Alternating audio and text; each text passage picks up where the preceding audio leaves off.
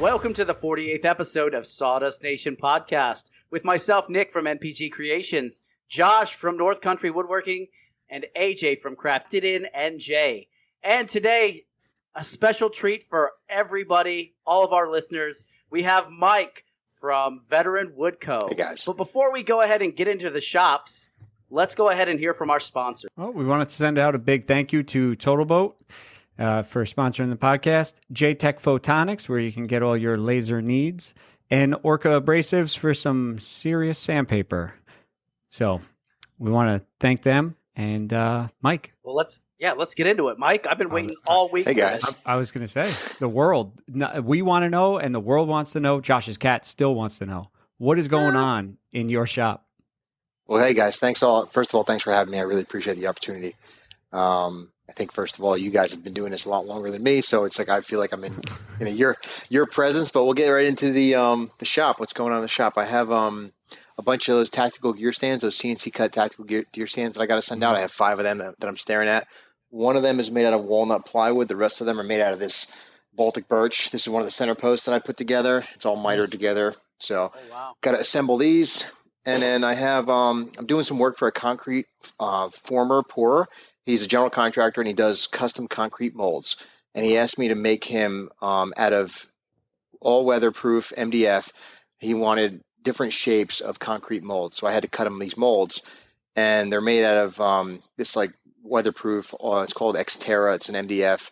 So I cut a bunch of these, put bolt holes in them, and then he assembles them on his table, bolts them into certain shapes based on the file he sent me. So I just cut a whole bunch of those, and that's what's sitting on the CNC behind me.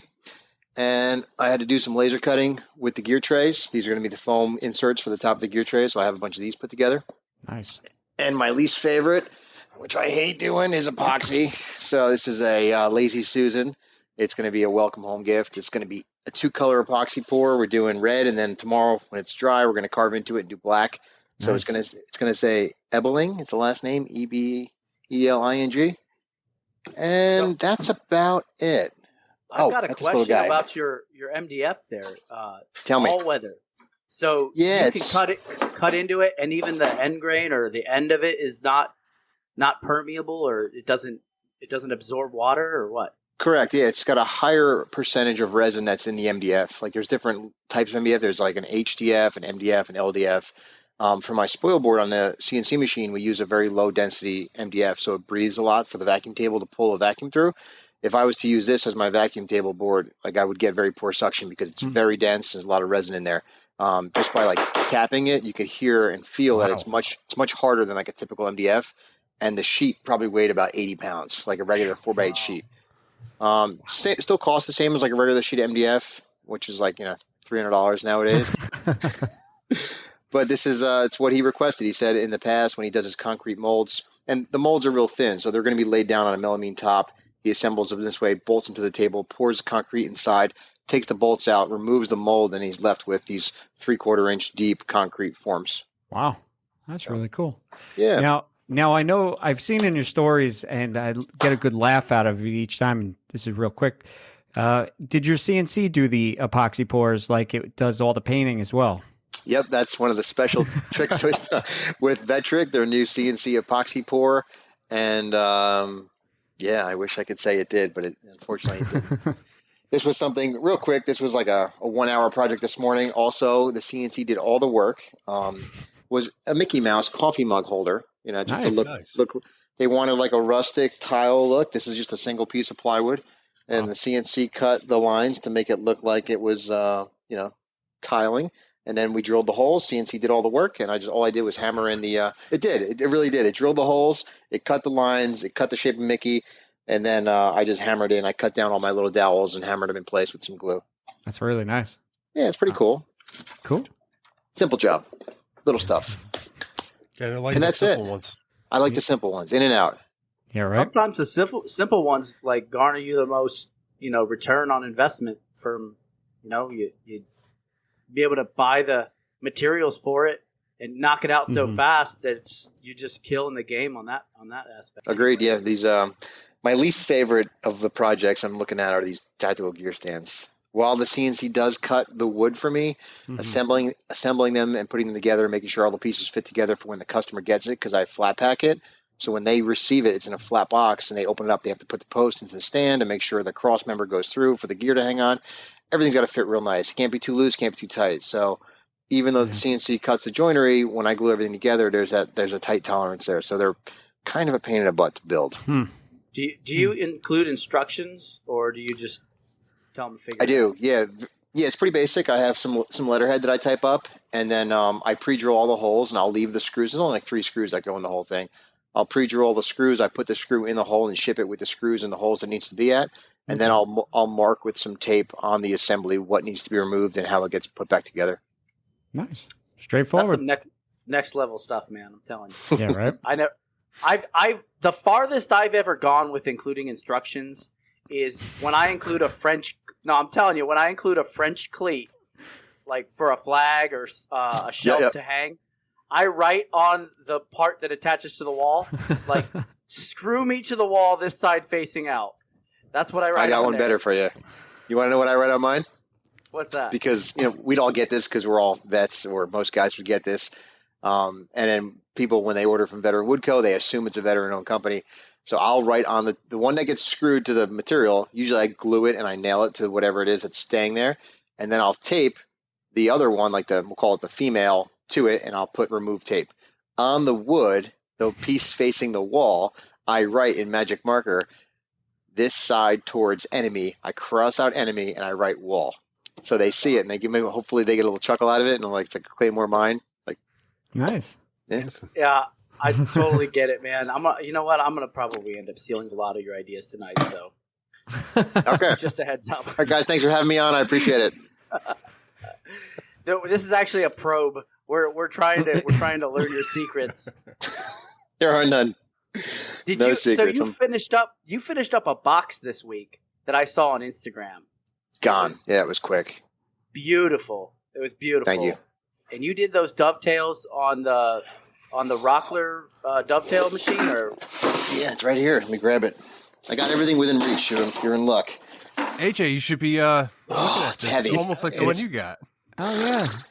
It's heavy. Okay. It probably weighs like 30 or 40 pounds. I wouldn't know how heavy mine is. It's still in the box. So it's a great jig. And again, I'm like, my claim is I'm not a woodworker. Like, I really have no formal experience. I don't know how I'm getting by with half of these projects. But this thing, and I'm terrible with instructions. Like, I would assume most guys in the military don't like reading. So when this thing came with like a 6-page packet, I was like, oh boy. And I just sat down and I read it and I read it and I read it. And I was like, okay, let's, turn this, set this one up, and then loosen this and set your this. And first try, perfect. Nice. Like, it's dummy proof. And then I'm now to the point where I can pull it out, not use it after 3 months, take about 2 minutes to skim through the directions just to make sure I didn't miss anything, and then run some dovetails, and it's perfect. It's a really nice jig. Do you run a scrap piece before you go ahead and run the actual workpiece? I do.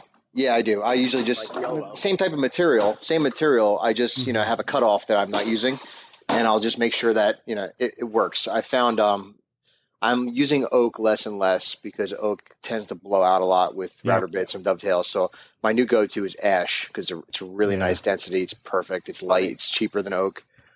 There's nothing we like more. There's nothing I was going to say on this ash. Than a nice piece of ash. But it's a great jig. I highly recommend it. I see guys on my feed like using coping saws and chisels, and I'm just like, no way. Yeah, They're right. traditionalists. I'm not knocking them. They put a lot of heart and soul into their They got a horse and wagon. They probably have a horse and buggy out front, and they're out there pumping water from the ground. Someday I would like to try it myself, but I just don't have the time for it. I got too many orders. I understand what that. about you, Josh? You got a lot of stuff going on in your shop? I do. I have, you name it. So I've had last minute orders, seems like every other order. I had someone reach out to me, was it 2 days ago, and they paid me today. So I started today for a going away gift for tomorrow at 1300, which is 1:00 p.m. Wow. And Nice. So I already built that. It's already been burnt because they wanted it burnt. It's a coffee cup wine holder display. And I just actually was burning it before I jumped on here. I'll be clearing it once I'm done here and then out the door. So quick turnaround project, but last minute. I also have the 9 mallets that we talked about before. Got a call this morning from the commander that ordered them, and he wants them done before the 3rd. So that's 9 mallets before the 3rd of June. Yeah. Wait, so I thought they said you were supposed to do them as people start separate or like get it going away. They're doing a hail and farewell, and they scheduled it for the 4th. So they want I'm it glad all they done told by you. the 3rd.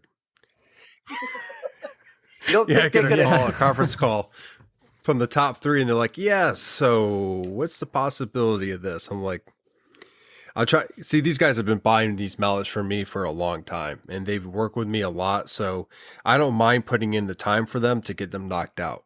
Especially because I think altogether right now we're seeing about 15 mallets or so, and they have more that will be coming through, and it's PCS season. So I mean, like, I keep getting all these going away gifts that are coming through.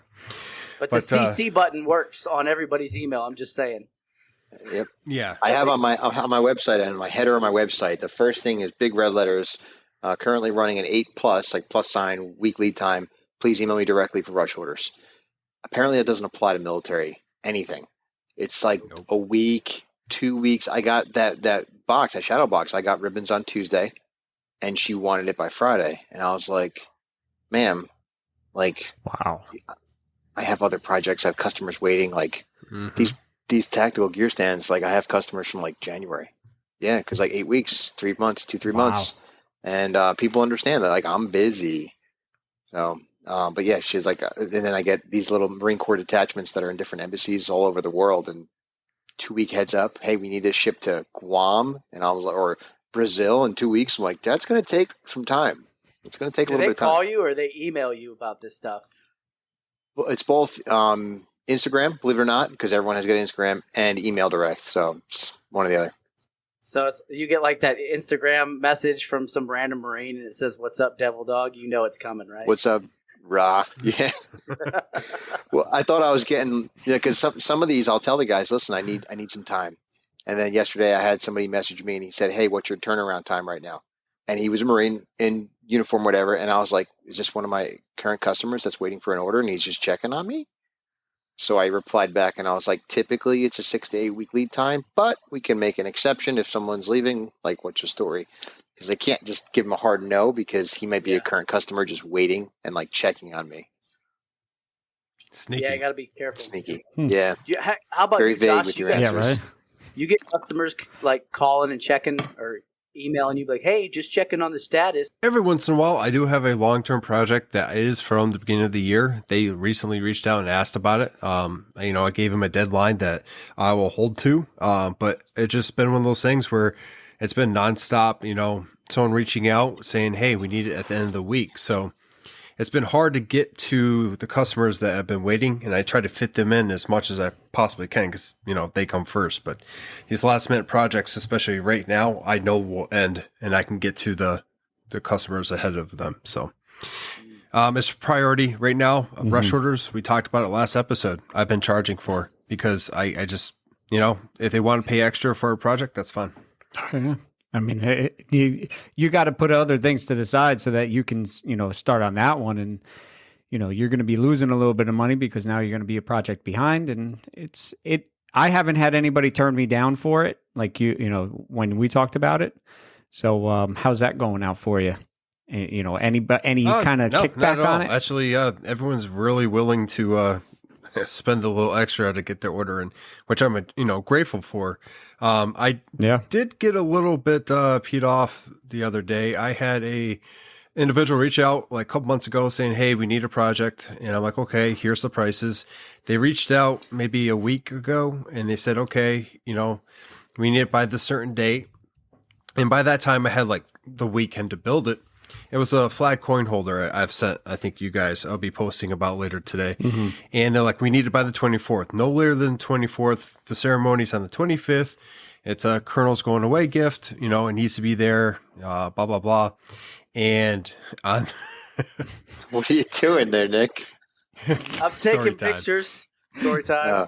Yeah. He's going to send you a DM soon. Long story short, they didn't pick up on the 24th. They picked up today. And not only did they not pick up on the 24th and today, they picked up, I don't know, like 10 o'clock. And I think the actual ceremony was at 11. So It was just one of those things where, like, they give me a hard deadline. I expect you to pick up on that day because now I have a finished project sitting in my garage, which is small and full of dust. And, like, I'm scrambling to get that pristine so when they pick up and go to ceremony, they're not blowing it off because it's covered in sawdust. But, yeah, I mean, that's the story right now in the shop. Quick turnarounds. It's every time I turn around, I have another turnaround. Now But, and then I get a little bit lonely. Nick, man, what's going on in your shop? Oh man, a lot of stuff. I've just got a whole bunch of orders stacking up. So I don't want to say I'm slumming it, but I'm building a flag out of pine, and I'm burning. Is it knotty pine? Is it knotty pine? No, there's no knots in it. It was Okay. free $3.99 from a guy who's PCSing from here. He was getting rid of some pine planks. So anyway, it's gonna have a bronze star on it. I already cut the bronze star on the CNC and painted it, and I'm just waiting on, like, when a customer gives me a file to burn onto it with a laser, I try and do my best to preserve the image as best as possible, like we all do, right? We're all trying to make it as exact as possible. Well, they gave me the image in a like a JPEG format, and I went to go convert it, and it was just garbage. So I had to message them back saying, "Hey, this isn't going to work. I need a better image or something, an alternative." So I got another image I'm working with now. But long story short, that'll be done in a day or so, and then I've got just a bunch of other Etsy orders and all that other jazz going on right now. I did happen to I pulled the trigger on that laser, the giant laser. I still love my Jtech, and I use my Jtech like hands down all the time. But I'm going to start cutting things out and making it's going to be life changing. Oh, it's going to be. It's a whole nother realm of. It's a whole other realm of possibility when you incorporate like a big CO2 laser. So, oh yeah, I have a spot what country for it. It's from. Well, hey, you know what? Chinesium. It's Chinesium. China However, Republic. I bought it from a company in the United States, so I don't feel that. Okay. terrible. All right. Did you get it from OMTech, or did you buy it from? I don't know. I gotta look. It's that You don't even know. Here's my money. Just take it. Yes. No. Social. I bought it Here's on my Amazon, last four. There honestly. you go. Okay. I purchased. So I bought it on Amazon, and the only reason I did that was because there's an actual support groups for these lasers. So Q&A, all that stuff. You ask, you're having diagnostic issues or whatever, and they'll actually help you out. And then the company as well. The company will help you out, but you have to make an appointment with them for them to call you and. Yeah, you got a translator involved. Yeah, no, it's an American that I believe that calls you. Don't quote me though. His name is Mr. Kim. Anyway. So wait, back up a little bit. You said you bought that from Amazon? That's right, Amazon. I bought the big old chiller from Amazon as well. That inline exhaust port or whatever you call it. Yeah, exhaust fan. All the hose. Yeah, exhaust fan, the hoses, everything, man. Straight off the Amazon.com. And no, we are not sponsored by Amazon. But we'll see how it works. It's 60 watts. It's got pass-through capability. And but I'm in no way, shape, or form just like shunning this diode laser I have because it's so versatile, especially on the CNC platform. But I use it a lot. So it's just hopefully this kind of lighten the load. But I did get the Jtech 7.0 from Jtechphotonics. I got the Pro. I'm sorry. I got the Jtech 7.0 Pro or whatever.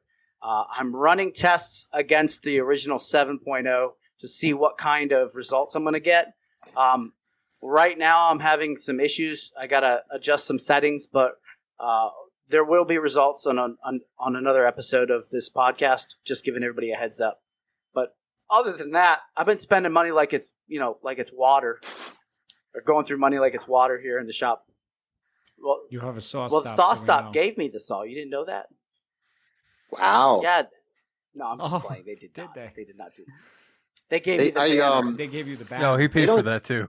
They don't do many give outs, believe it or not. I emailed them a while ago about doing that the VA project when we were trying to reopen the Veterans Wood Shop at the Lions Clinic here, and they're like, unfortunately, we don't do anything like that. Like, we could ask our marketing team, but it's going to be a hard no. And I was like, cool.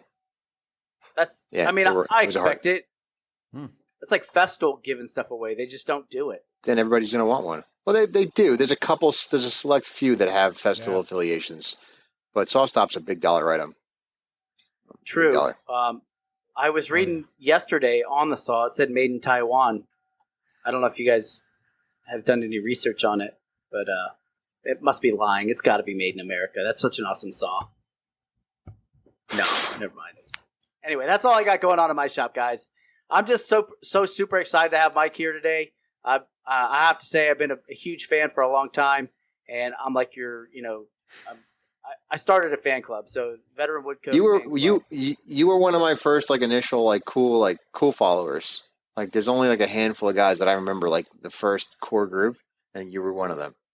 Yeah, I just remember I liked your page because I was going around looking for stuff that I want to do, when I first started doing this maker thing. And I remember seeing a post that you put on Instagram saying, if you message me, you better greet me first before you just start asking for crap. I'm like, so that was a COVID post when I had a mohawk, because we all thought society was going to collapse. So I shaved the mohawk. F it. And I just watched it recently. I was going through my feed because I was deleting that I just didn't want in there. And one of my gripes is people reaching out, right, for information or for help, and they go right to it. There's no foreplay, right? They just go right for it. And it's usually hey man, how do you do this? Or where did you buy this? Or what is this called? And I had enough of it that week, and I just sat down and I hit record, and I talked for 2 or 3 minutes, and then I uploaded the whole video. And it was real simple, hey guys, I understand everybody wants to make cool shit, and we all want to learn, and we all want to absorb information, but there's a certain procedure that goes into establishing a relationship, and you have to say hello to people and talk to them like humans. We're just not here on Instagram to function like robots. It's real simple. It's a rule I live by. Somebody knocks on my front door, hey, how's it going? Good. How can I help you? I'm here to talk about the Lord and Savior or whatever it is. Same thing on Instagram. Hey, you send somebody a message, be like, hey man, maybe make us what do they call the sandwich? The not a soup sandwich. What's the sandwich? Hey, hello, how are you? Then ask your question, and then follow it up with thank you so much. I really appreciate your time. And that was one of my most popular posts. I got a ton of feedback on that. yeah, that's what did it for me. Well, I just went back through my messages to you just to make sure I didn't do that, and I think Josh might have. His eyebrows went up. My first message to him was the day that someone asked me for one of my files, and it was the day after he was driving in his truck, talking about sewing and looking for his file. So it was just, I was already upset about it. So the first thing I did is I know exactly who I should be talking to right now. Right. Yeah. Then that's another thing is file sharing is. It's up to each individual. There's some companies that make money solely on file sharing, and then there's people that put a ton of time and hours into a file. This was my example, was this gear file, this tactical gear stand. It took me hours to figure out, the tolerances, the angles, the thickness of the plywood divided by 2 is going to be the diameter of this piece. And hey, can I have your file? No, absolutely not.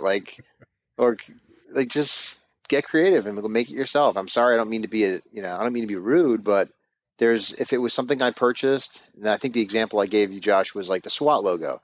I purchased the SWAT logo, I made the SWAT logo for New Haven SWAT team, and somebody asked me if I could have it. I'm like, yeah, sure, here you go, $25. I just pay it forward, move it on. I don't own that file. I don't own the SWAT team Eagle, but something that you put time and effort into, mastering is. I expect people to be more apprehensive to share that file. Absolutely. So another thing, though, what if a badge company or you get your file, you make your files based off of badges, but let's say a t-shirt company wanted to use your file to make t-shirts. What happens then? I haven't run into that because it's usually the opposite. It's usually I have to call the t-shirt company to get the file to make a single badge. I haven't thought about that scenario yet. Like, what if a t-shirt company called me because they wanted my file to make t-shirts? If it's a business to business like that and they're going to make money, like it's obviously some sort of money, revenue income there, I'd charge them accordingly, like a one-time fee. Yeah. Yeah. Yeah. Okay. Haven't thought about that though. $1 trillion. Because there's There it a is. company out there. I think I brought this up before. There was a company out there that I was trying to get a tab file off of because it was just something obscure. It was like a Sapper Ranger tab. Like, it was like a tab like that, but it was a Guardian Angel or something that you just never see, right? okay. It was some random Air Force tab that nobody wears that they just came up with for anyway. So a customer gets a hold of me saying like, "Hey, can you cut a plaque with this on there?" I'm like, I can. Let me see if I can get a hold of the company that made it. So they put me, pointed me in the direction. I emailed customer service. I was like, "Hey, I'm a plaque maker. Is there any way I can buy this file off you for a one-time use? Just for a member of that unit is having like some sort of going away. I need to be able to cut that into the wood." And they're like, "No, we don't share files, blah, blah, blah." I'm like, okay, I respect that, but not even if I pay for it how much, because I can pass the cost off into the customer, right? I'm not going to go give it to another patch company, I'm not, can sign a contract or an NDA. I find that real awkward, like, because that company doesn't own that design. It's a U.S. military DoD design, and they're just the middle person making it, putting it on whatever medium they're using. So I've reached out to a coin guy this past week. I needed a coin shape. This detachment's using an odd shaped coin. I was like, "Hey man, I need the shape of that coin. Can you send it to me in PDF? Like, I don't want what's on the coin. Just send me the outline." Yeah, no problem. I've reached out to a bunch of uniform companies like needing police department patches, and I've never had a problem getting it. So it's kind of weird because again, they don't own the rights to that patch. They own it because the police department told them to make it.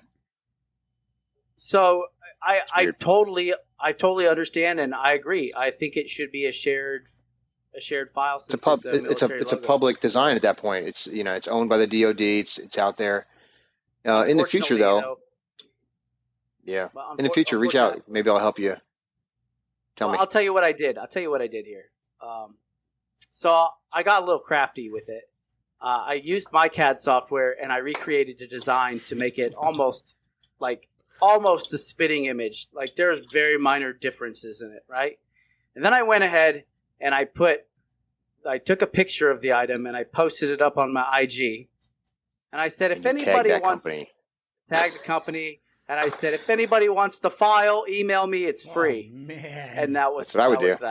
Yep. So I had that DEA badge like 2-3 weeks ago, where I'd found a really nice maker on Etsy who was making 3D law enforcement badges. Everything he made was 3D. So just by seeing that, typically there's not a lot of American 3D artists that are also doing CNC. It's either somebody's doing CNC or somebody's doing artistry, but usually there's two people involved in design and cutting. So I reached out to him and I was like, "Hey, beautiful work." He was in the military. His name was Josh or something like that. Not you. And I was like, "Hey, would you mind sharing your DEA file? I have a customer who wants the same thing and you have beautiful work." He goes, "No, I don't share my work." I said, "All right, would you mind no problem. Would you mind pointing me in the direction of the artist that you purchased that from?" He goes, "No, I won't do that either." So, okay. I said, "All right, how about this?" I said, "How about I pay you the full price of your walnut DEA badge, which was like $200 for that file?" He said, "No." I said, "Okay, take care."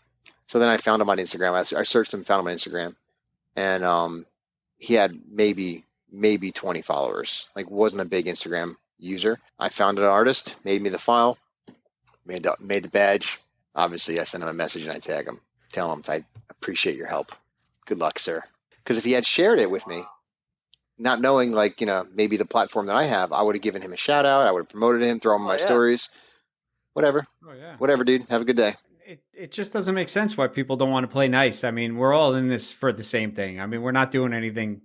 You're trying to, we're not one up each other. I mean, you want to help out. I mean, I I reached out to you. You were extremely helpful. You had me send one file to you because I couldn't get it to work worth anything on Vectric because it had a lot of nodes. And, you were chatting with me through it. I mean, you could have told me just to go pretty much, pound salt, but, you helped out. I actually reached out. You guys were talking about getting patches from the patch company and the files. I reached out to a patch company that was on the back of the patch, and they kindly said, no, we can't give it to you. But if you have the person who made that design up, reach out to us, then we can release it to you. But without their code, their sign off on it, then we have to say no. So, I mean, I was like, well, it was going to be a surprise. So I didn't want to be like, hey, for your surprise, can you, reach out to this company and tell them it's okay for me to use your design? So, yeah, we're not reinventing the wheel, and everyone's trying to protect their secrets. We get it. It's, they don't want a competition. Nobody real business. When the people hear about what we're doing out of our garage, like a uniform shop or a patch shop, they don't consider us real business. So they may not take us seriously, but for us, when we reach out to them, that's like an official, they've been in business typically 20, 30, 40 years, a lot of these uniform stores, if not longer. So they don't understand what we're doing. A lot of times they may think that we're more competition than what we really are. Yeah. Well, AJ, what's going on in your shop, man? Well, you could have Josh could have just spliced in a little snippet from last week because it's the same stuff. Still more flags. Flags are coming out from every which way. I got another order, of course, for one's for Father's Day. I got that marine flag that I still have to finish up, and that's due. I think they have to receive it by June 9th, and still got to go CNC, stain it, and get the stars and clear it. So hopefully I can get that done by this weekend. Bro, that flag you made this week, I'm looking at it now. Flag, the double one. It's like which one? Yeah, that one right there. That one caught my eye, and I was like, wow. Oh yeah. That's all the talent of my wife. She paints all the insignias. I struggle painting the stars. She painted that one as well. Beautiful. There was an LE one. I don't know how she does it. Something New England Police Department Connecticut, dude. That was amazing. Connecticut? This was Connecticut. This one. Let's have. Yeah. That's the one? Oh, that's the one. Yeah, look at those waves. Yeah. Better man than me. Yeah, they're and it's a labor of love because I talk about it all the time, but I look at them now and they're just completely different from when I first started, and each one is completely different from each other. And it's fun, being able to, I'm on a main road and holding them up. I see people turning their heads as they're passing by, taking pictures in my front yard because, sometimes I'll have 3 or 4 of them sitting out there. And these flags are turning out so nice now. And I can't wait for this next marine flag because it's an odd one. I know I've said it before, but it's 15 stripes, 15 stars, and the guy asked. I was going to say it's a very old version flag. It's for a specific Marine barracks, and he has it as a going away gift. So he's reached out. I was like, it's just 2 more stripes and a lot less stars, so why not? It's nothing too bad. And those cornhole boards are coming out swimmingly well at this point, thanks to Nick for coaching me through it and just pretty much telling me just to do it because I don't know why I didn't want to start them. It's a flat piece of wood. With cornhole boards are super easy to make. It's the artwork that goes on top that could be the make or break of it, depending on what the design is. Well, these are both thin line flags. One's a thin yellow and one's a thin red and then my wife's going to take it and then paint their department patches on them. One's going to be for the Denville Police, and then the other one's for Vernon Fire. So 2 different patches, 2 different looks, and I'm really liking how they're coming out so far. But, that's pretty much all I got going on in the shop. Just same old. Everything you do is different, man. The cornhole boards, I have never seen you do those before with the painted on top. Was it last year? Yeah, you made yourself some. You lived and learned some lessons on that. Yep. You're doing different stuff. You're just... Right now, you're so behind in flags because everyone wants one of those gorgeous pieces of art. That's like the mallets for me. Yeah. I'll be making nothing but mallets for the next week or so. Yeah, right. I got also. I'm going to be posting up tonight another flag that I got done for my my godfather, his father was in the Marine Corps, and he actually just recently passed. So he asked me if I could make a flag for him, and then last minute he changed it up a little bit and said, "Can you do something to honor my father?" So it's kind of, I'm surprising him on what I did with it, But I can't wait to post it up. It's a small flag, but those small ones can get a lot of waves on them, and I'm really happy to post this one up. It'll definitely looking forward to that. Definitely looking forward to that. So we have all of our listeners heard about you coming on the show, Mike, and they all submitted questions for you. All right.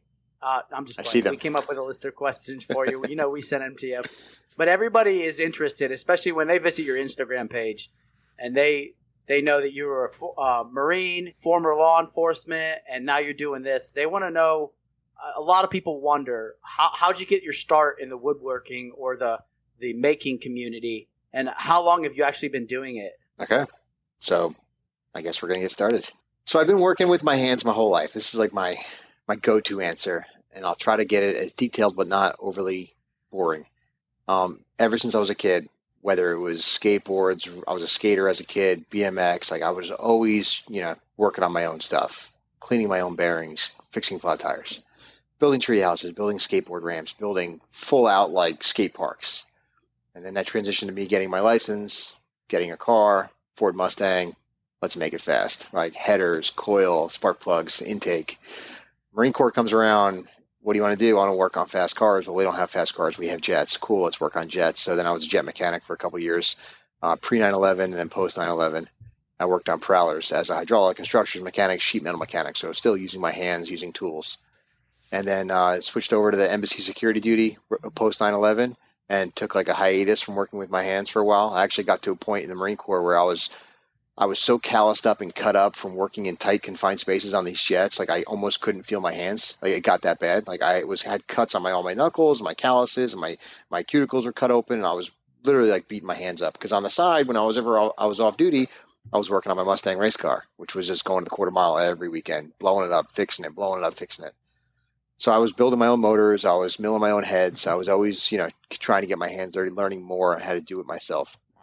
Came out of the Marine Corps in 2006, transitioned right into my full-time job, going to school at night. I was a commercial HVAC mechanic with a good friend of mine who also had a Mustang race car. And he's like, the best mechanics that I've had, I've always been gearheads. He's like, so you're hired. So I worked on commercial rooftop and air conditioning equipment for about 4 years, went to school at night for criminal justice, got hired as a cop in 2010. As a cop, obviously not working with your hands, you are, but in a different fashion. But still always had a side piece, we'll call it, like with a car. I had Mustangs, I had an M3, I had an Evo, I had, you name it. Like if it went fast, I wanted it. And I was always tinkering until I got married in 2015. And my wife kind of like, it's time to sell the toys, like settle down. But I had all these tools. And I'm like, I got this giant Snap-on cabinet and I have this urge to build stuff. So then I got into mountain bike riding because I wanted like an adrenaline fix. So my friend Chris, he introduced me to mountain bike riding. He's like, dude, you got to try it. It's fun. He's like, you're going to love it. I grew up playing hockey. He's like, so you got the legs for it. He's like, I know you can handle yourself on a bike because you used to BMX. He's like, you're going to love it. It's like adult BMXing. So mountain bike, let's build your first one. Then I built my second one. Then I built the third one. And I'm like 4 seasons into it, and the bikes are just getting more and more expensive. And I was like, this is getting crazy. I got out of cars because they were too expensive because I got married, and now I'm building mountain bikes that are about half the price of my old race car. So I sold the mountain bikes, did it for like 3-4 years, and I'm like, all right, I'm done with that. And then as my last year as a police officer, 2019, it was just, I own the house now. We purchased a home. I had a table saw. I had a chop saw, just like basic tools for working around the house. This was 2 summers ago. And I did not have a race car. The garage was empty. I had no like adrenaline outlet or like, free time outlet. My wife asked me to make a flag for the house because we saw one at a local restaurant. And I was like, yeah, I think I can make that. Table saw, chop saw, get some stars from wherever and glue them in place.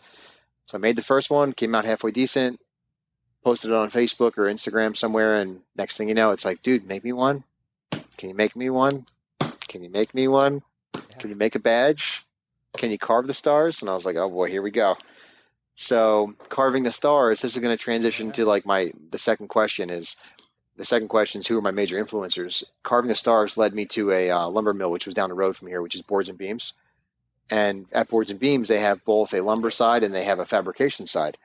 So when I met the staff and I was telling them what I was doing, like, hey, I need you guys to pre-cut me some wood. I'm making flags. They're like, oh, well, who's cutting your stars? And I was like, I'm gluing them in place. I'm buying them from Michael's and gluing them. They look cheesy. Well, go into our back fabrication side. We've got a CNC machine there. Ask for Chris. He'll cut your stars for you. And I was like, okay. So I met Chris, who was me, just like 3 years younger. And like total adrenaline junkie, mountain bike, like free diver, like power jumper, you name it. This guy does everything. And he runs a CNC machine full time, and he's their lead fabricator.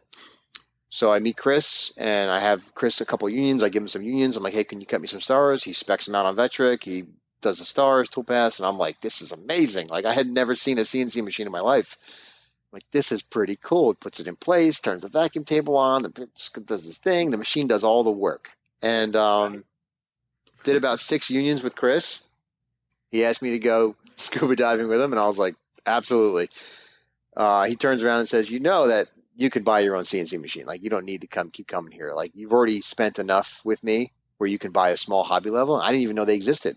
I had like no knowledge of what like this actual industry consisted of. He's like, yeah, dude, for like $2,000, you could buy yourself a little CNC machine. And I was like, cool. Like, what do I look? He's like, look up Shapeoko or X-Carve. And that's what we looked up. And next thing you know, the Inventables X-Carve was having a 0% financing sale like that. I think it was August 2019. Picked it up, put it on my credit card, paid 0% finance for like 8 or 9 months, paid the thing off. And here we are today. So that transitions to my major influencers. Definitely Chris from Boards and Beams. Last name's Fern, Chris Fern from Boards and Beams. He's like, I think he's 34 or 35. He's my CNC mentor. He taught me Vectric.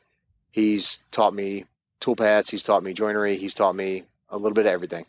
So if there's something I can't figure out, I just give him a ring. He's about 2 miles down the road, and he's a great dude. And he's definitely one of my major influencers and or mentors. That's pretty awesome, man.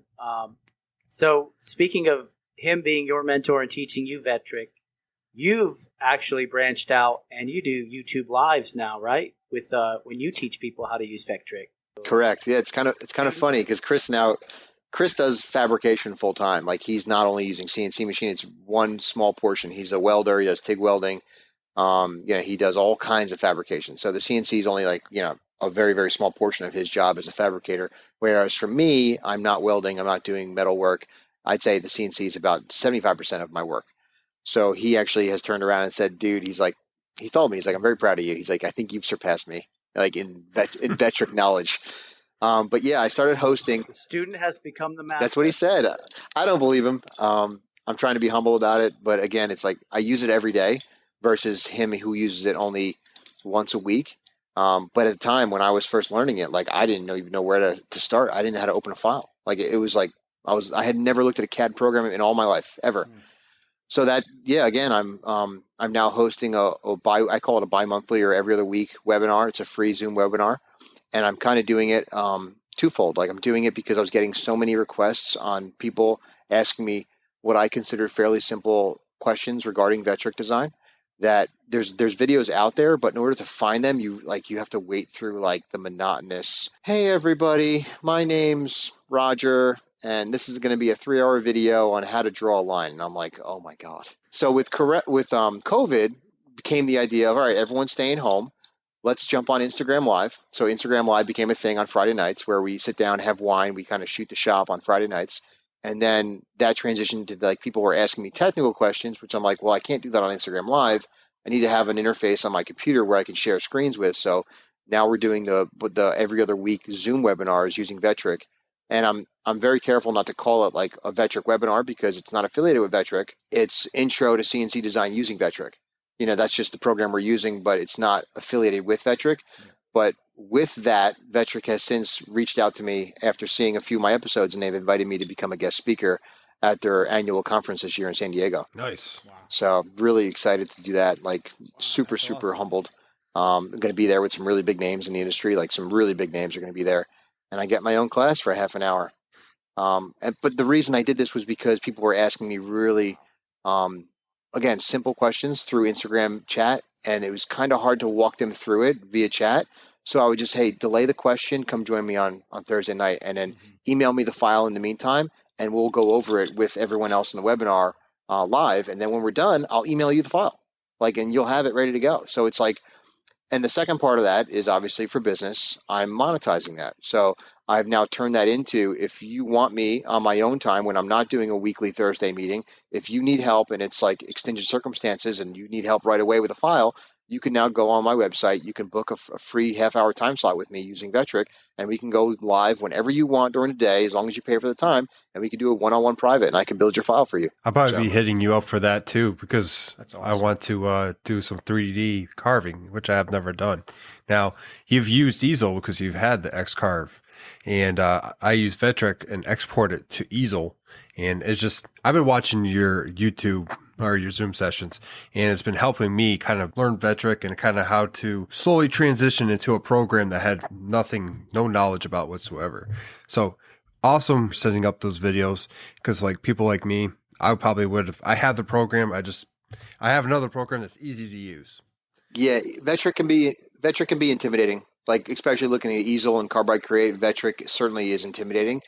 But I tell people that are just getting into the CNC world, if you have the option or if you have the ability to afford Vectric from the get-go, do it, because it's almost like learning Spanish from, like, none of us are native Latino, but it's almost like learning a second language from when you were born is so easy versus trying to learn it as an adult.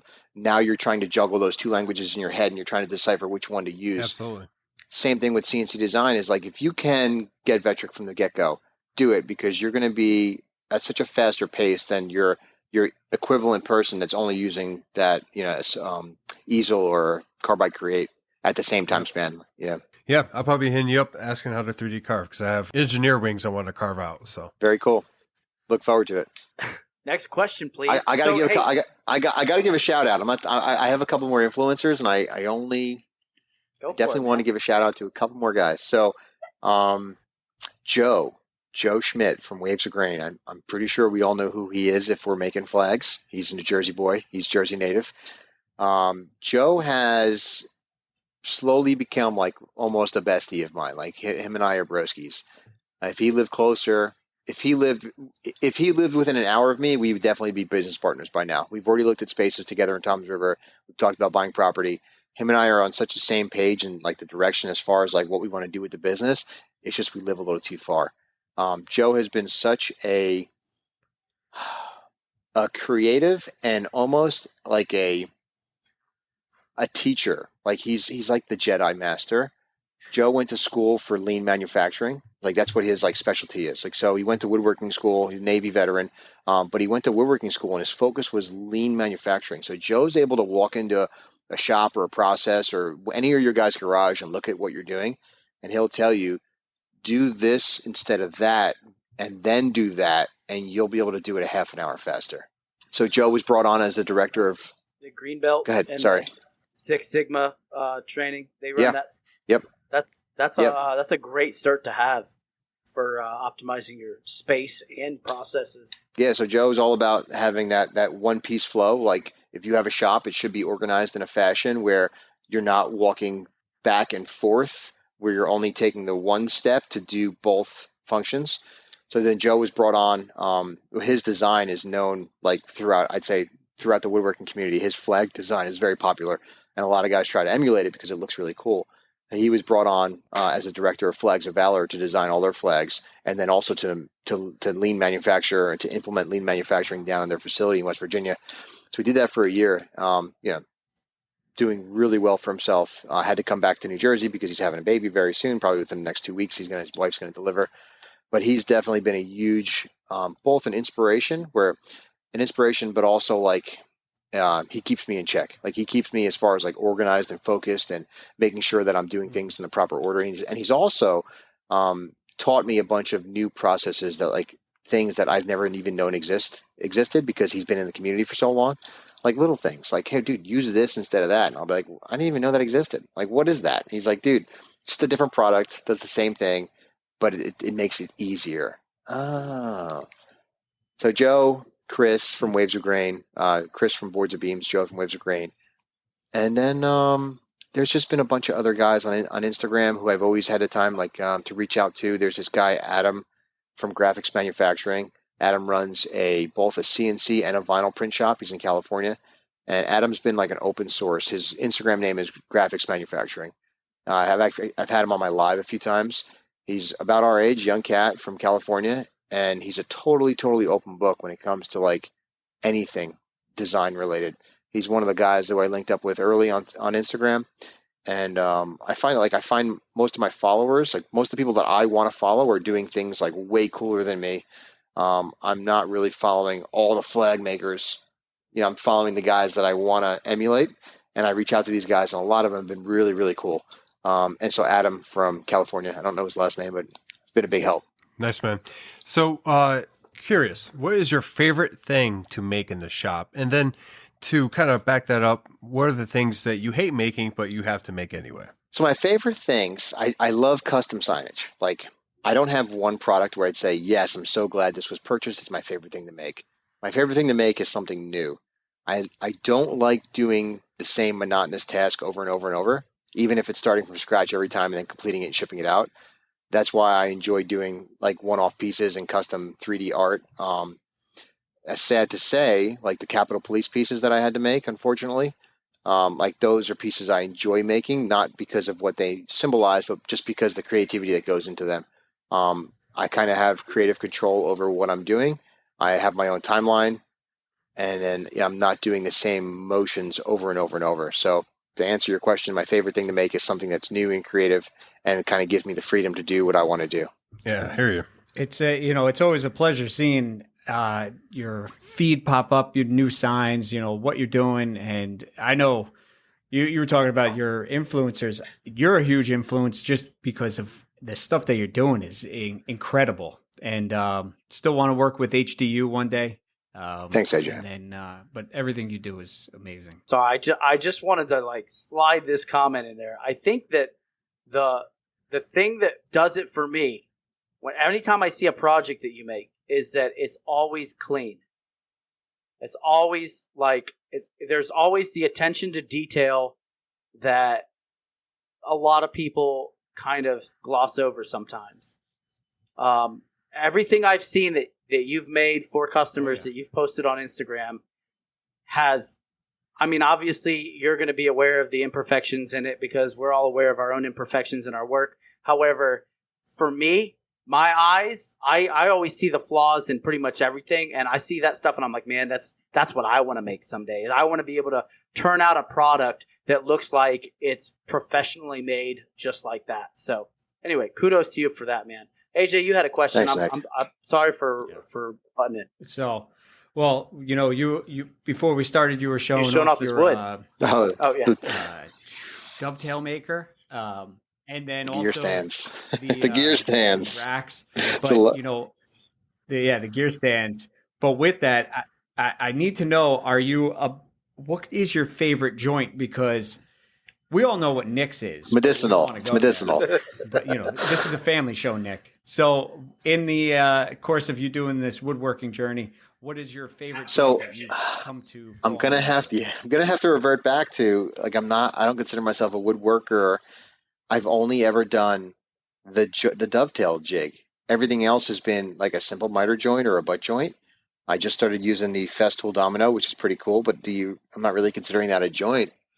I have like some joinery that my CNC produces, which is kind of cool, but I'm not in love with it because I think it's ugly,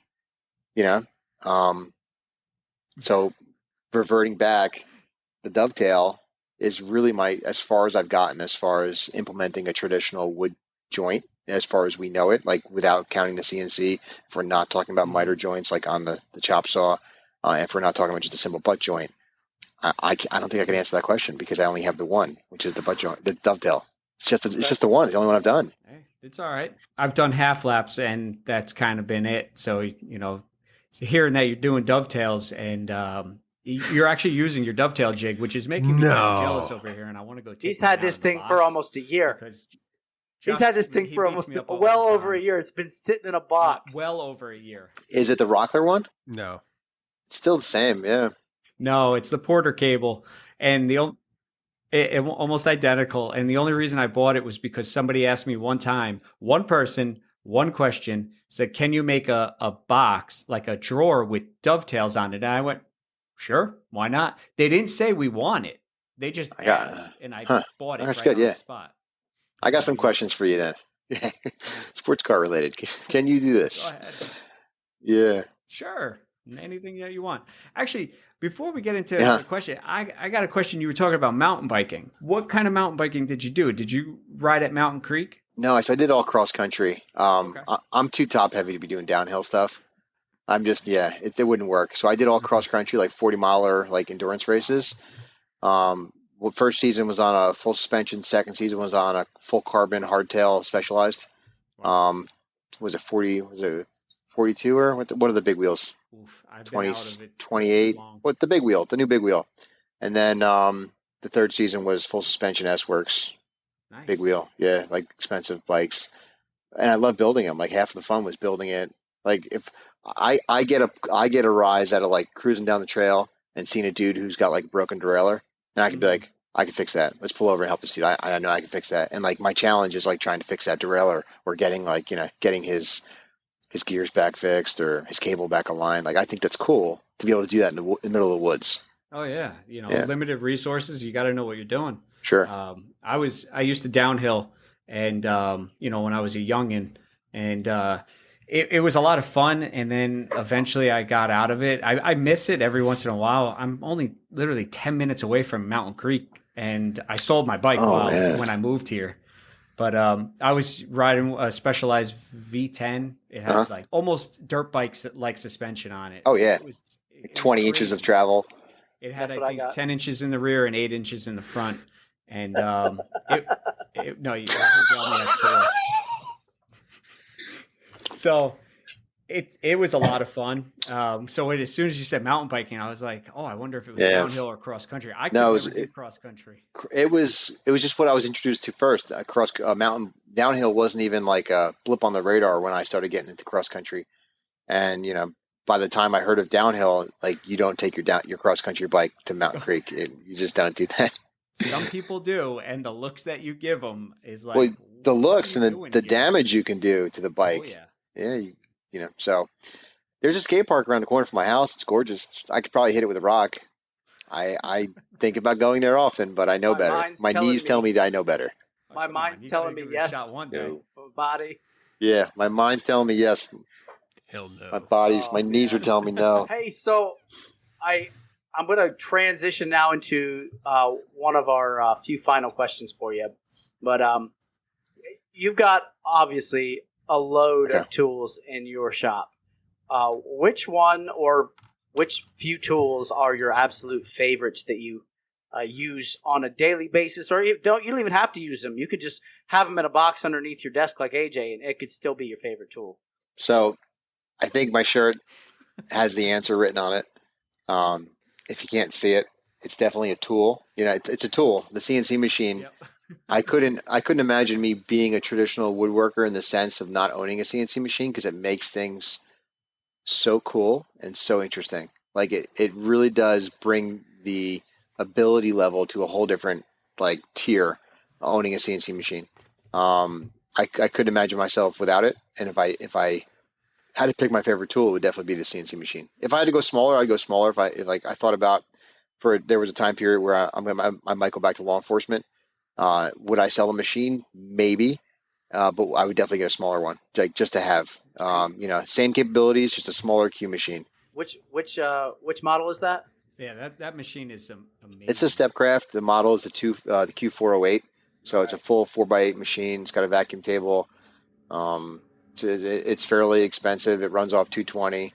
It's a great machine, and it's very user friendly. The interface is real basic. It's like you fire it up and check all the safety marks, and you go, and like you could have it up and running within 2 minutes. It acts like a table saw. Like there are days where I don't want to rip down material over and over and over, so I just throw a piece of plywood on there, and I'll use the machine like a table saw, and I'll just rip planks if I need planks cut. Wow. So I gotta say, the major selling point on that machine that I have seen in your content that you produce is that auto bit changer. There is nothing more annoying than coming back to your machine and the thing's been running and you're like, man, I got to change the bit now and then get the depth and then send it off again. So that's got to be a game changer. It certainly is. There are certain materials and certain tool paths that you just don't want to walk away from, whether it's an expensive material, whether it's a hardwood, or you're using fragile bits. There are certain things you just don't walk away from, and you want to keep an eye on the machine at all times. And then there are those days where you know what you're cutting, like HTU or maybe some expanded PVC or something very monotonous or basic plywood, and you're just ripping some pieces down, where you trust the machine enough to where you know it's going to make those tool changes, and you can walk away for a half an hour to 45 minutes, keeping it within an earshot. Like I wouldn't go for a ride in the car, but within earshot, you can hear the machine and you know it's doing what it needs to do. And every time it makes a tool change, I'll get up from having dinner. I'll get up and I'll peek inside just to make sure it does what it needs to do. All right, cool. Go back to having dinner. And you come out, 2, 3, 4 hours later. The farthest I've let this thing run while I'm not monitoring it was like 4 or 5 hours. But you have cameras though, right? Yeah, so and you then can monitor from your phone. I don't really. I have the security camera. Like it's just a security camera for alarm purposes in the garage. You're not. I mean, if there was a problem, you'd never catch it. It's that far away. Yeah, yeah. We caught you slipping. Depending on the material. On Instagram, we saw your security footage. It did. It was pretty fun. Yeah, that wasn't good. That was dangerous. Did you guys see that? Don't use goo gun. I'm not going to use goo gun on your floors and then walk around. You said that you're just an earshot away. I let mine run for I think 45 minutes one time, and I just kept on waiting until I didn't hear it cutting anymore. Even though I knew it wasn't going to be done, I was just waiting for it to either just stop cutting or the bit breaking or anything like that. But it's anxiety ridden when you don't have it just dialed in 100%, and you always worry what's going to be the next. Right. There are machines like I've had problems with this machine. Every machine requires some sort of troubleshooting at some point or maintenance. Mm-hmm. There is no machine that you're going to buy. I don't care if it's a laser or a table saw or whatever it is. The CNC machine is just more complicated, and it's going to require that routine maintenance and/or troubleshooting and/or familiarization, over a period of time. And a lot of people think, oh, hey, you just plug it in and you go. Like you just upload some magical toolpaths and like it does itself. But it really, it is a tool. There's a significant learning curve, probably the steepest learning curve of any tool in the shop next to the laser. The laser is more of, think of it as like a printer. If you guys have never used a CO2 laser, it's just like a printer. Like you have an image, you hit print, and then it either brings up another program where you can tweak your, you can tweak your print, but the computer just sees it as a printer. And if something goes wrong, you just ruin the material. There's really no like carnage that can ensue from a laser not performing well. With the CNC machine, there's some significant carnage that can happen. Both bodily harm and material or physical property harm if it gets bad enough. So, So, my question for you: we all have different customers that we we have to deal with eventually. How do you deal with them? I mean, like we did an episode about this a while back, but what's your take on it? On difficult customers or just customers in general? I guess the difficult ones. I've been fortunate enough. I guess I've been fortunate because I've only had a handful that if I've had a very difficult customer and I haven't made the piece for them, then they get a refund, no questions asked. If I can foresee them being a problem and they're causing me heartache before the piece is even made, because I've had that too. So my business model is I take all the money up front. If you want to get on my magical list, right, you have to pay me up front. Just like my website. Like if you want to purchase from my website, you purchase it, you go on a waiting list, and then when I make it and it gets shipped out whenever it's ready. I run the same methodology goes for Instagram, Facebook, however you want to get in touch with me. If you're a business, I send you an invoice, you pay the invoice, and then I'll put you on the list and I make it whenever I can. However, with that being said, if you're being a less than desirable customer, you will get a refund, no questions asked. And I will tell you to have a good day. I've had that happen a few times. I've had customers tell me how to make it, like tell me what methods to use after they paid me. And I told them they wanted me to seal the back of a flag because this is the quote, and I'm crazy for remembering it. Please apply a sealer to the back of the flag going inside because you and I both know that it will rot and distort over a period of time, and that's not what I'm paying for. So, okay, I'm going to send you a refund. You have somebody else do it. You could apply. I think I told her you could apply the sealer when you get the flag. And she's like, no, I'm not doing that. I'm like, well, you didn't pay me for an extra sealer. And she's like, well, it should be incorporated. And I'm like, you know what? Yeah. So, and this was like a discounted piece too, because her father had passed. So I was trying to give her a sweetheart deal, and she's anyway. But if customers start telling me how to make it, I'm not dealing with them. I've been very fortunate where I can't really quote more than one or two instances where I've had a problem with people. Yeah. I've had maybe, I really can't think. I think I've been lucky. Yeah. Other than like people sending me things last minute, wanting things last minute, I usually just have to use some verbal judo and like, hey guys, unfortunately it's not going to be ready by then because we've had, unforeseen circumstances where it's not ready. It just can't be. I'm one person. I've had to explain to people a lot of times where like I'm only one person and I'm juggling 30 to 40 orders at once. Like, please be patient. Like, just please be patient. So I see. And then go ahead. I hate to interrupt, but I've been on your website before and I've looked at the items and all that. And obviously everything on there is gorgeous. Everything that you make has, we already stated this fact, but I see your prices and I'm like, man, you know what? It's totally worth it for what you're getting, for whatever your pricing is. And obviously the man deserves it for running a company by himself. He's putting all this effort and perfection into this craft and you're getting what you pay for. But at the end of the day, if somebody has a problem with the way you make something, that's, they can go pound sand, man. I'm sorry. You've got this part of the market cornered. I'm just saying, Northeast, United States, whatever, East Coast, all that, you've got that area cornered. I haven't seen anything better online that I can buy as like a going away gift or a plaque or anything. So I'm sorry, dude. That's just how I feel. Thank you. I don't agree. I think there's a couple out there. Like there's some steep competition from what I see. It may just be us not following the same accounts, but they're like, as far as like attention to detail, like I get my attention to detail from other accounts that I follow. I get my influence from other accounts that I follow. When I'm scrolling through my feed, again, I'm only honing in on guys that I want to emulate. And it's typically not guys, and this is no offense to anybody, it's typically not people working out of their garage. The accounts that I'm following are guys that have legitimate shops that are pushing out like 10 to 15 foot signs, and like professional sign makers, guys that are running 2 CNC machines, and I'm trying to think, how do I get to that level? Like, what do I do next? When I have to make a shadow box or something small like that, I tend to Sailor's Custom Woodworks. You guys know Sailor's Custom? I think he's in Florida. Oh my God. Sailor's Custom Woodworks. Amazing. Like by far the best shadow boxes in the country. By far. Sailor Custom Woodworks. His name's Will. He's active duty Navy, I want to say. We'll have to look him up. I know there's that one. Oh, SailorMade. Sorry. SailorMade Custom Woodworks. Look at this. This is a shadow box. Oh, wow. That's insane. Like, that's 3-dimensional. Wow. That's the stuff he's making. Like, it's literally mind-blowing. So I got him on speed dial. Like, he's one of the guys I can call him and be like, Will, where do you get your fabric from? Where do you get your wood from? And he'll tell me, open book. Like, hey, man, here's where I get it from.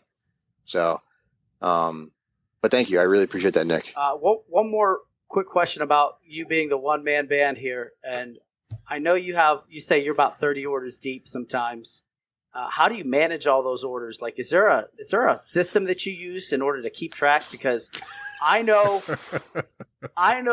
There's from not. experience, sometimes when I'm trying to find a customer that I'm doing work for, I'm going through Facebook, Instagram, emails. And it's just where is this coming from?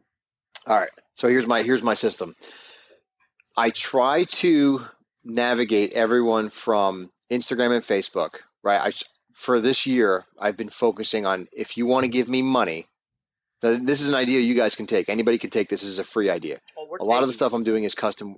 Yeah, this was a good idea, and it's actually working really well for me. A lot of the stuff I'm doing is custom one-off, right? And at the end of the year, because I'm doing this full time, I have to show revenue in order to declare a loss. Like, so as far as if we're shifting our minds to business, because if you're asking me how do I keep track, I have to now shift my mind to a business aspect. If this was a hobby, everything would be cash, everything would be Venmo, and you go on a list and I get to you when I get to you. But because I'm a business, I have to track money, right? I have to. I have a website. I have a tax ID number. So what I want to do is I want to shift everybody from Instagram and Facebook to my website. But I want to be able to say, hey, listen, your job's going to be 300, yours is 400, yours is 500. But I can't have all those different crazy like one-off products on my website. So I actually have one product on my website, and it's called custom order, right? So you can buy a tactical gear stand, a badge, a plow box. Like these are all set prices. Then I have one product. It's called custom order. And on that custom order, I have a drop down with different options. Options, I think it's 1 through 10. It starts at like $400 and it goes all the way to like $2,000, and it's in increments of $500. So it's like 500, 1,000, 1,500, whatever. So when you reach out to me on Instagram, right away I say, cool, shoot me an email. Here's the link to my website. You're buying option number 2. When you buy option number 2, right, make sure you write the details in the box. So then you check out through my website. I no longer have to go back to Instagram to find you. Right. So I have you locked in. One of my biggest problems with Instagram is like people would send me money through Venmo or through PayPal or whoever. And then I would put them up on my whiteboard because I have a whiteboard here. And then 2 months later, let's say a month later, however long the wait is before I get to them, I go on Instagram and I search their name and they change the username. Oh, yeah. And I was like, how the hell do I keep track of people's changing their username? It's like a thing on Instagram. So a business account is less likely to change their username than a personal account. People think it's cute to change their username all the time. So I do run a whiteboard for all my non-official orders. Like through people insist on giving me cash or PayPal or Venmo, I have a whiteboard over here, and it starts at the top. It has name, job, and then the column says from. And the from column says either phone, email, text, phone call, Instagram. Like those are the options. So if somebody's not going through my website and they handed me a wad of cash for whatever reason, they go on the whiteboard. My air compressor. Yeah, I thought I had ghosts. I thought I fixed that leak last night. So if you go through my website's keeping that order for me. So I have only my website interface and the whiteboard that I really kind of focus on. You guys can hear me still? Yeah. Okay. Yeah, The other source of my leads is I have like local contractors. Josh, you got to tell me what it is, brother. Josh is Is over it my there. air? He's the It's editor. your compressor. It's the Quiet Tech from Lowe's, by the way. I mean, it is. It's actually not. quiet. It's It's not loud at all. It's gonna go. So I remember talking to you a while back about operating with Squares or Square Up or whatever it's called. Mhm. Squarespace. Squarespace. Anyway, so So I use Square. I took that bit of advice from you, and I started directing all my customers to Square. Like I invoice them via email, and they pay this way. All my pay besides Etsy. Obviously, Etsy does all that stuff for me, but Exactly.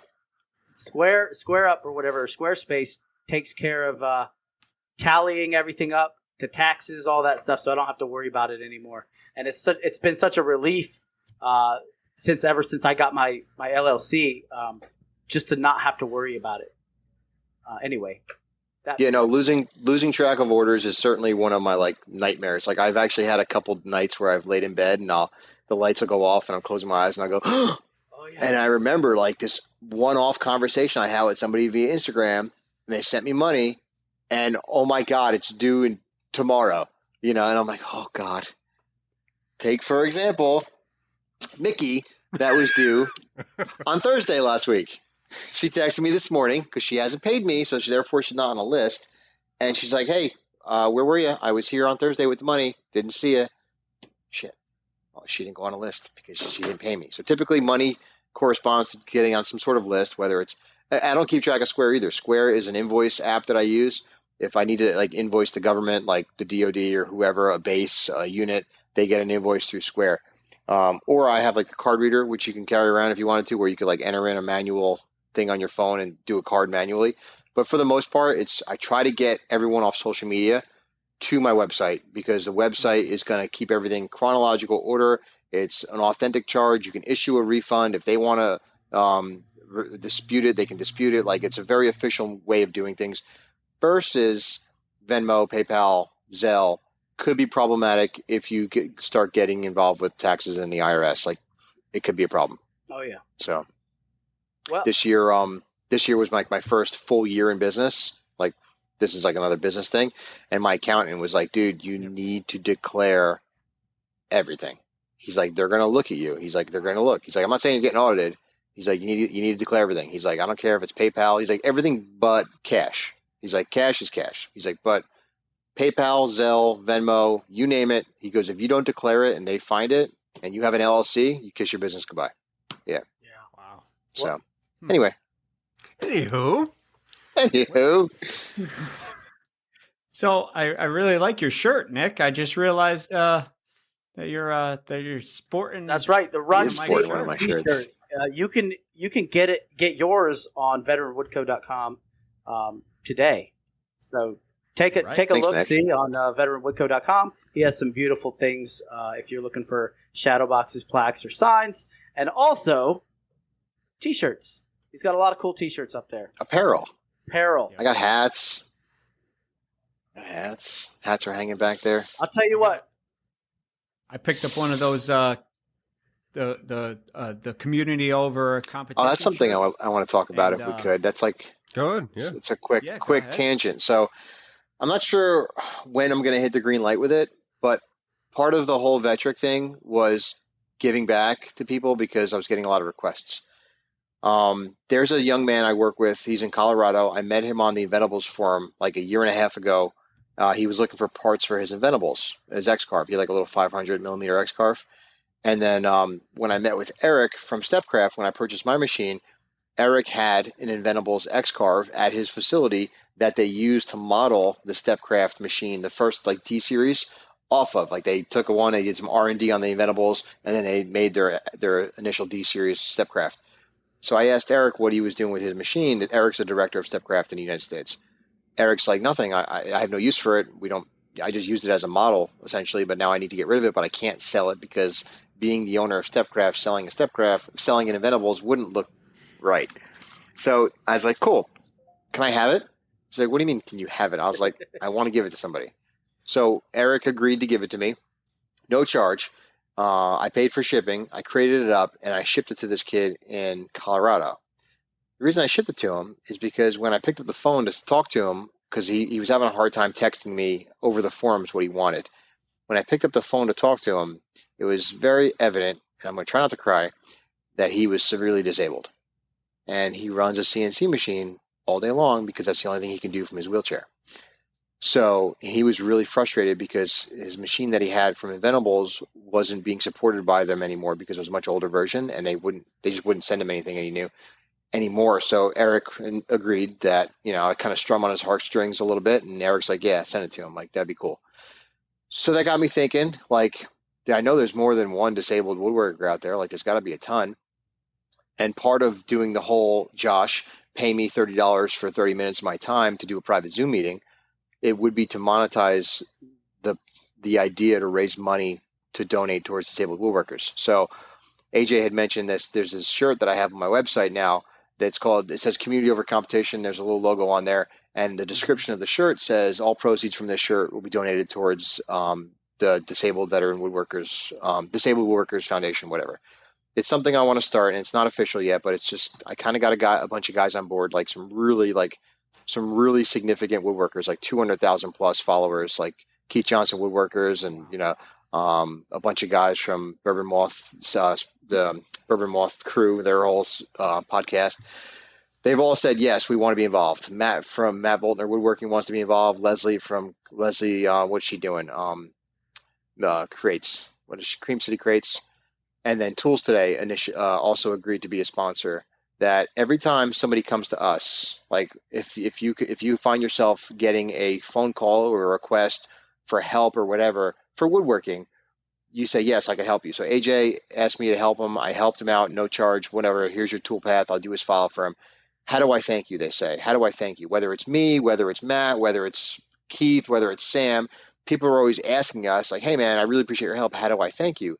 So what we did was we created this group, and we have this product. And now they'll tell AJ, your thank you to me is going online and buying this one shirt.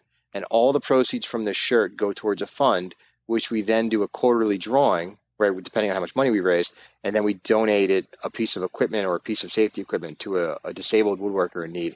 So this kid I have in mind, Eric, like he may need a new handicap wheelchair ramp, or he cut his palm last month he almost cut his whole hand off because he's using a DeWalt table saw. He had 36 stitches. He's in a wheelchair and he couldn't get up, and he got his hand caught, and he literally opened up his whole hand. So I'm like, this kid needs a saw stop. I'm not going to tell him to stop doing woodwork. I'm like, but I'm going to get him the safety equipment needed.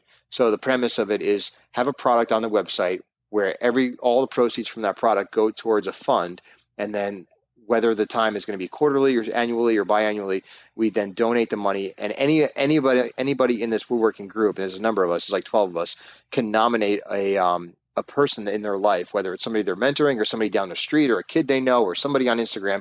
They can nominate this person and say, hey, I really think Timmy can use a chop saw, or I think Timmy can use a handicap ramp, or he needs a new wheelchair, or he needs a dust extraction, because every time I go there, he's crawling around the floor and there's dust everywhere.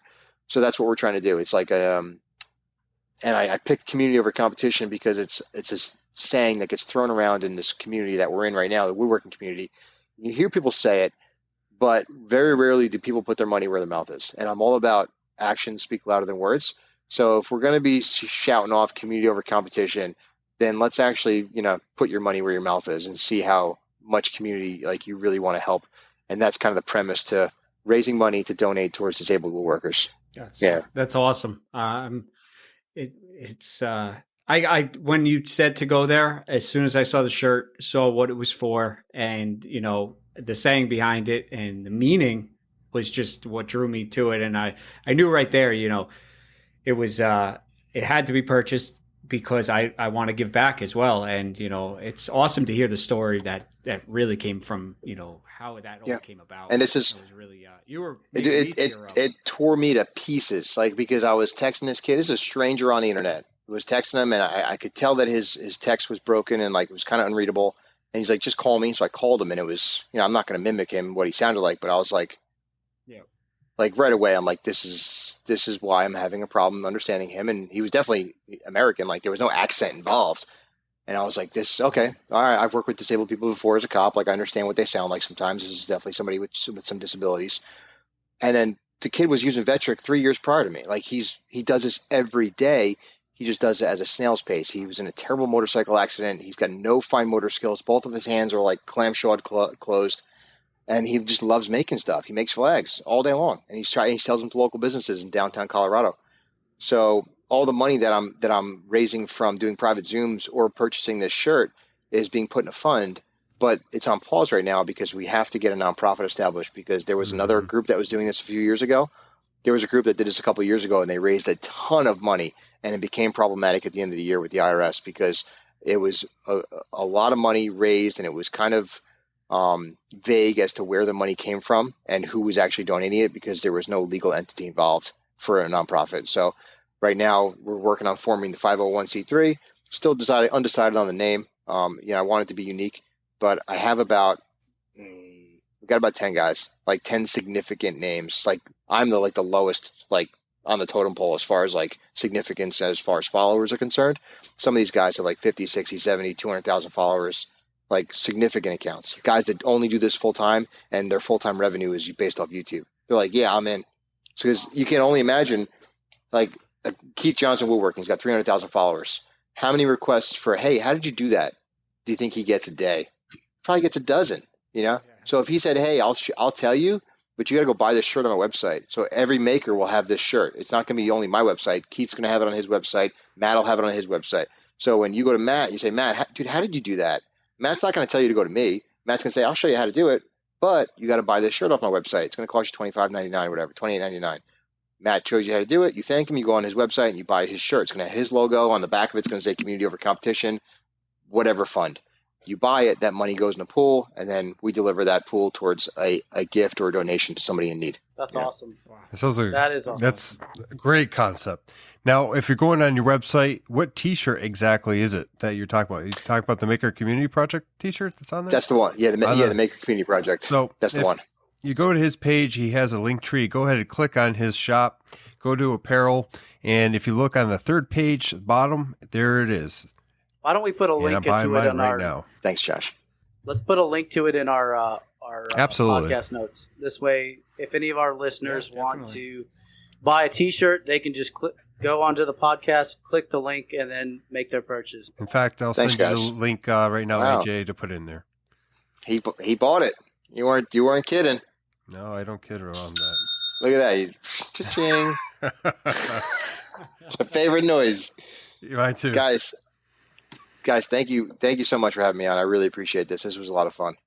Hey, Thank you for coming. Yeah. we were. I'm in no rush if you guys want to keep. Well, we're gonna wrap it up now, but we just wanted to give you one giant thank you. I know we all have been looking forward to having you on the show. A huge thank you to Veteran Woodco and Mike. How do you say your last name, Mike? I knew this was going to come up. It's LeGregny. LeGregny. Dude, Dago, just like me, LeGregny. huh?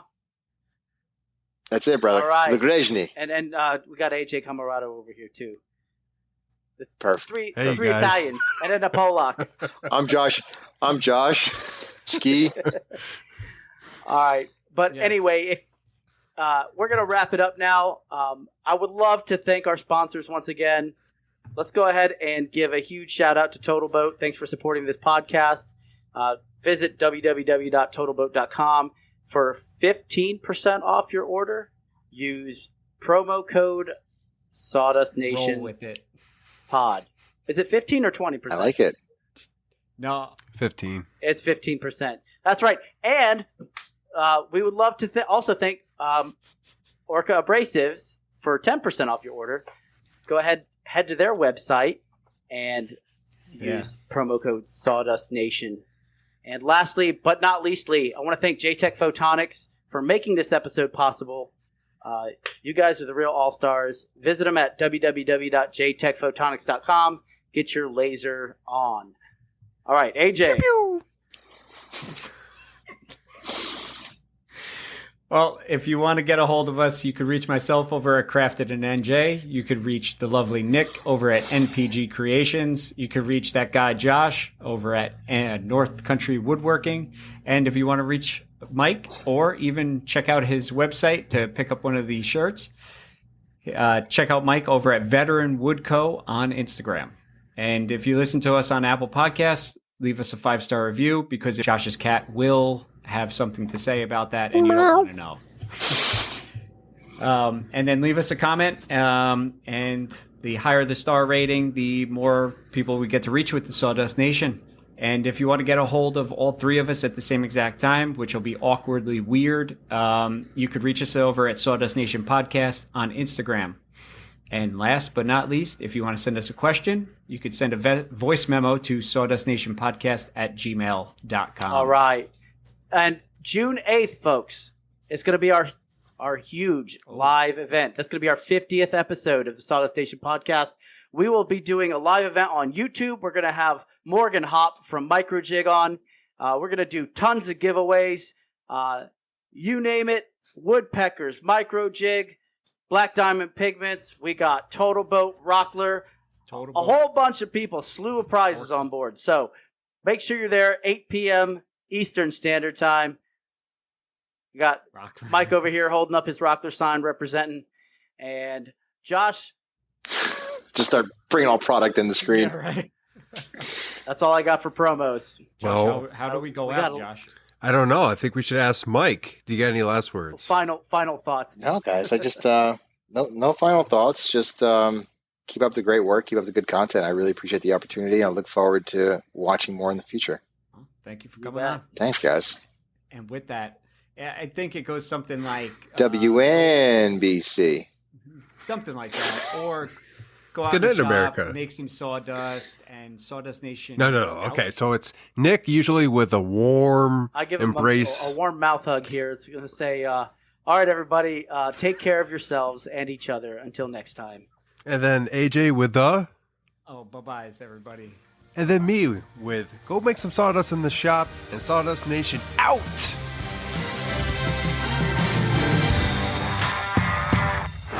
I don't know if I'm frozen or not. Can you all hear me?